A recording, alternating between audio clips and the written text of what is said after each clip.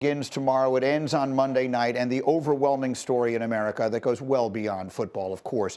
The horrifying wildfires in the Los Angeles area have caused the game on Monday night between the Rams and Vikings to be moved. It moved to Phoenix, Glendale, Arizona, where the Arizona Cardinals play, State Farm Stadium. It'll be played there Monday night, 8 p.m. Eastern, between the Vikings and the Rams. The NFL made that decision last night. Main reason they made that decision, allocation of resources in Southern California. You need first responders and police and people like that at an NFL game.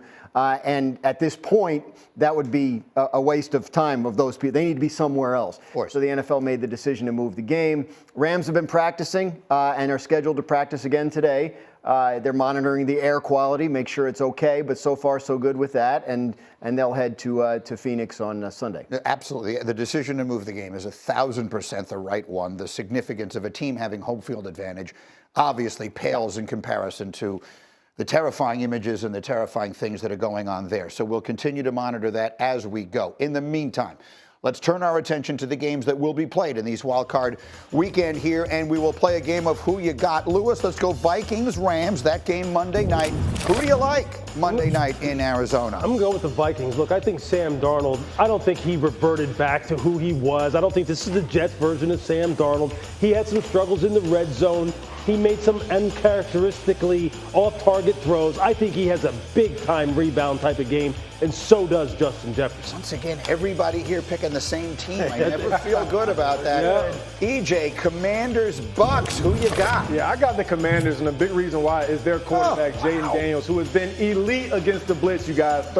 Second in the league against that blitz, 90 QBR. And who likes the blitz? The Buccaneers do. They are actually third in the league. They get home 37% of the football time. So I expect Jayden Daniels to lead this team to a victory because of that ability to handle the blitz. Another he did it again. We all agree. I don't like it. RC, Packers, Eagles, who you got? Oh.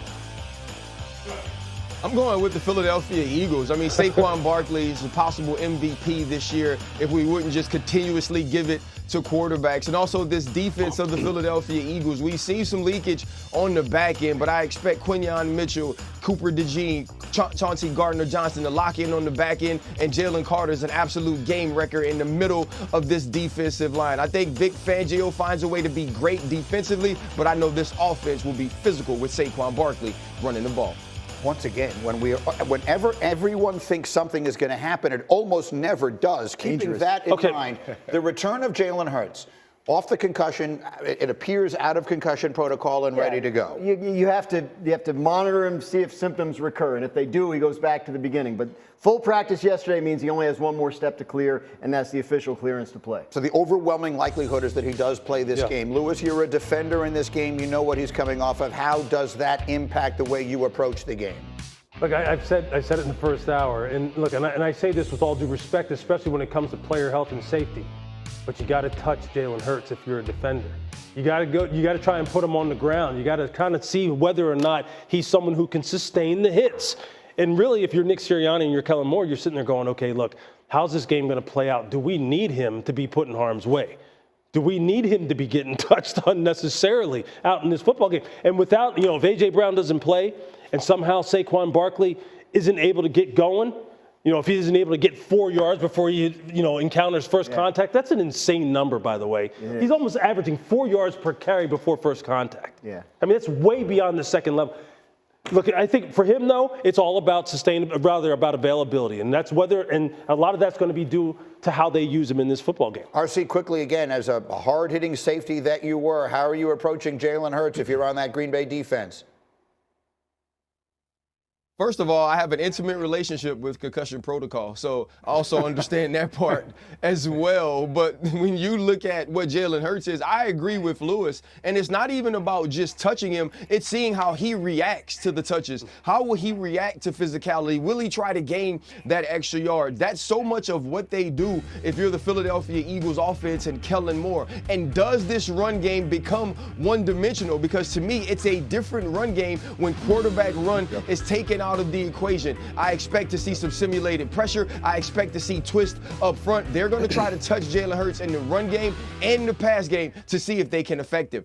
Super quick. No, I was just going to say, look out for number 56, Edgerrin Cooper, and Xavier McKinney. Those are the guys who are most likely to touch him in a way he don't want to be touched. Very quickly, EJ, do you expect something different from the Eagles' offense? Will they run all that RPO, all that stuff where we see him carrying the ball? They'll still run RPO, but if you look at the numbers, so the Packers are not great for runs inside the tackles. They're actually 24th in the league. Outside the tackles, they're second in the league. So I would just say let power, let inside counter, let ISO with Saquon Barkley be the lead. You still have to have the zone read responsibilities because you got to respect Jalen as a runner. You can still get 3 or 4 yards and slide and move on to the next play. And people who were just joining us just heard Lewis say, well, maybe A.J. Brown doesn't play. They're thinking, what's he talking about? Grouse, what is he talking about? I think he'll play, but he didn't practice yesterday. He does have a knee injury that he's trying to manage. My understanding is they didn't practice him yesterday because as part of the rest program, they want him on so he's ready to go on Sunday. I expect to see him out there. The question is, will he be limited at all by that knee?